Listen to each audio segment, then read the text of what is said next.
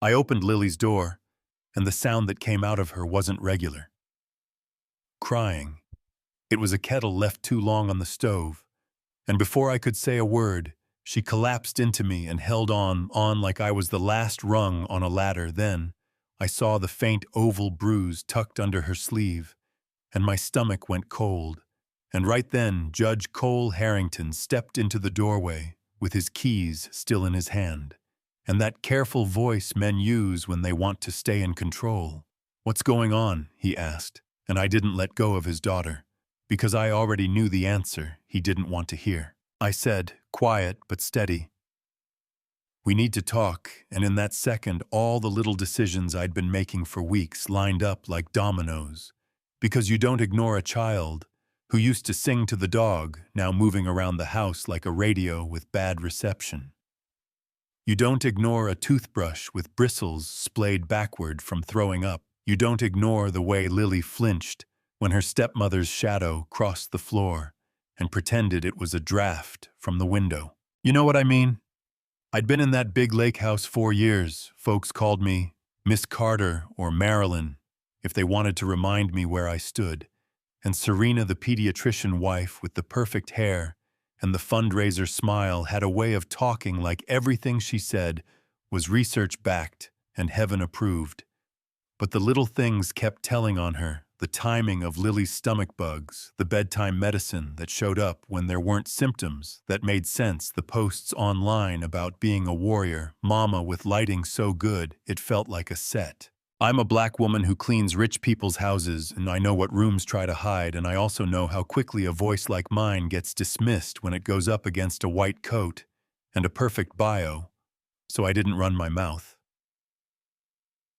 I built a record pictures with a ruler next to the marks, for scale the day's newspaper in frame because chain of custody doesn't belong just to TV shows.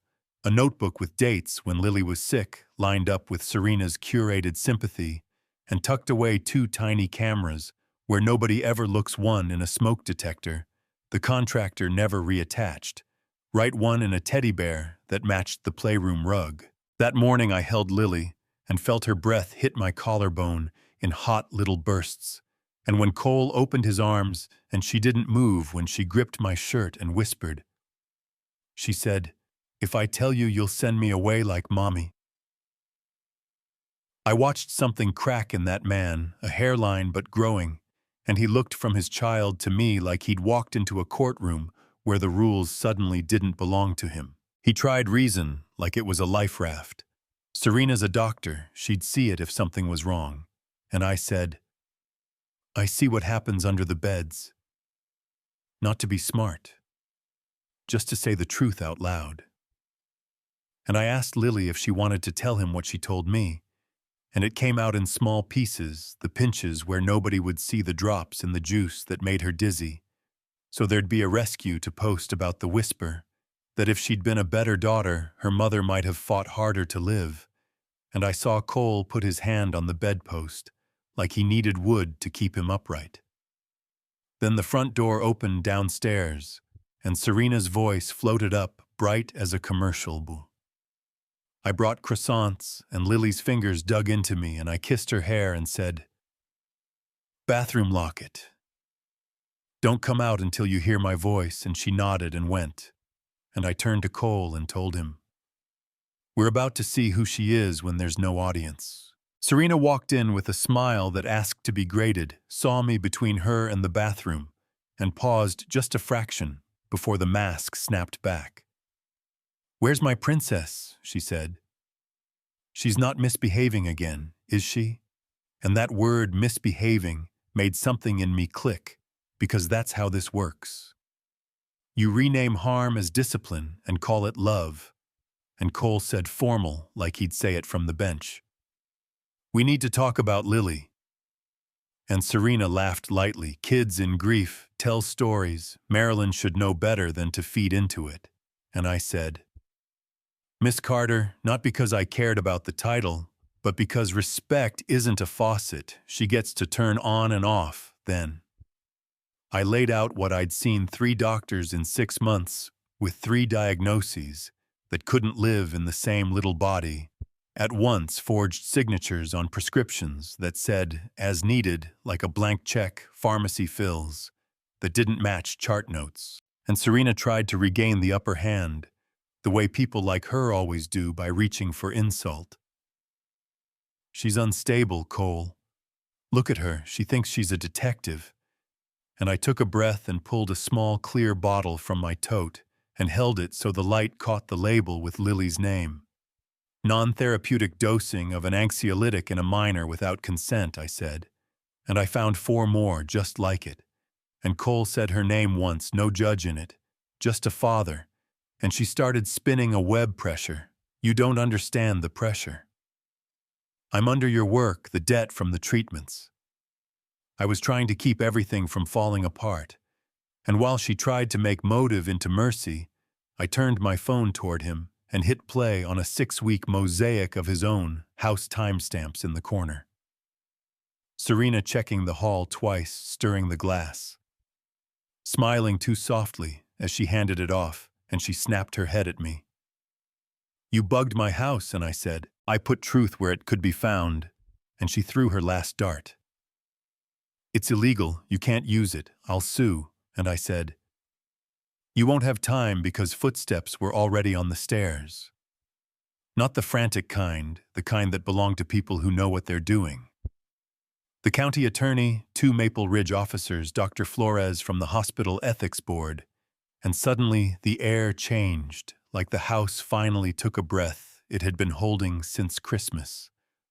I didn't gloat, I don't have that in me. I watched Serena's face as Dr. Flores laid out the suspensions and the contradictions, watched the officers explain the charges, child endangerment, and prescription fraud. Watched the spark in Serena's eyes fizzle when she realized the audience she counted on had left the room. And right then, the bathroom door clicked, and Lily came out. Slow, like the floor might move if she rushed it. She didn't look at Serena. She walked to me, put her hand in mine, and looked at her father like a bridge was there. If he'd just cross it. I don't want to pretend anymore, she said. She hurts me, Daddy. And I felt that land. You could almost hear it, and the sound of the cuffs a minute later wasn't satisfying, not really. It was just necessary, and yeah, that happened. People like to end stories right there with sirens fading and a neat moral, but healing is messy. You don't just wash a house and call it new. The first week after the arrest, Lily slept with the lights on, and we built a blanket fort in the den and read chapter books. Slow. Cole apologized more than he had to me for not listening sooner to Lily, for not seeing what was in front of him to himself in the mirror when he thought no one was watching, and he started walking through his own home like a student instead of an owner.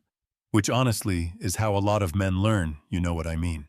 6 months later, a brass plate went up on a bright old building near the school that says Harrington Carter Center for Child Safety. He wrote the checks, I wrote the protocols. We trained ER nurses to hear what kids mean. When they don't have the words, taught teachers how to document in ways that hold up and still keep a kid feeling safe. Hired social workers who grew up where I did because representation isn't charity. It's accuracy. And Lily drew me a picture of us as stick figures with capes and 100 little kids holding hands across a green scribble park, and she labeled it Auntie Mari Saves the World, and I told her that was a lot to put on one woman, and she said, dead serious, it's okay. Daddy carries the papers, and we laughed because sometimes that's how you tell your nervous system it can nap now.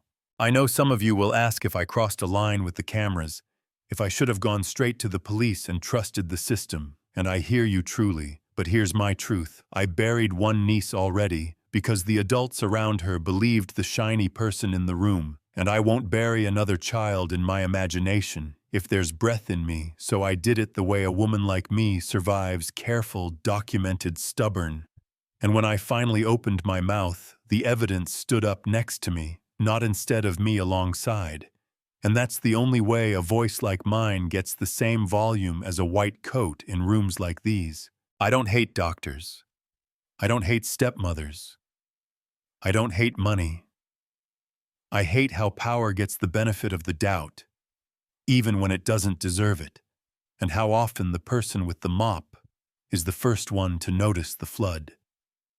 And yes, I forgave Serena not to let her off the hook to get the poison out of my own blood. Forgiveness for me is housekeeping. I clear what doesn't belong so I can do the work that does. That's my Monday that turned into a movement, the day a judge came home early, and a house learned it didn't belong to the person with the deed, it belonged to the people who kept the children safe inside it. And if you've stayed with me this far, talk to me, tell me in the comments. Where you draw the line between discipline and harm, who we tend to believe first, and who we should believe sooner. Whether gathering proof like I did was crossing a boundary, or the only way to make the truth undeniable, share what you've seen, push back if you need to. And if somewhere in your world there's a quiet room where a kid is shrinking to fit someone else's story, I hope you walk in and say what I said, you're all right. I'm here, nobody's going to hurt you, not on my watch.